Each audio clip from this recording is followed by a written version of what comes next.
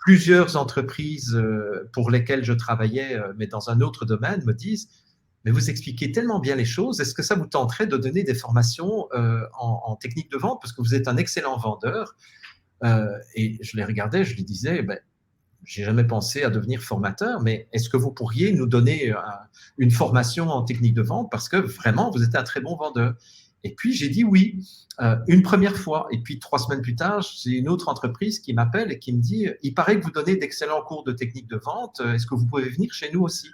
Et comme ça, en 1989, la moitié de mon chiffre d'affaires, je l'ai fait en tant que formateur, alors que je n'étais nulle part déclaré formateur. Et c'est là que je me suis dit, ah, c'est peut-être la vie qui est en train de me dire, hé Jean-Jacques, c'est peut-être ça que tu as à faire. Et lorsque j'ai dit, je me souviens, c'était au mois de décembre 89, j'ai dit, OK, maintenant, je me suis mis devant un miroir et j'ai dit, maintenant, je me déclare officiellement formateur. Eh bien, tu me croiras ou tu ne me croiras pas, dans les 3 semaines qui ont suivi, et pourtant c'était la période des fêtes, mon agenda a été rempli complètement pour 1 an et demi de contrat en entreprise, à l'époque pour des formations en technique de vente et en technique de marketing.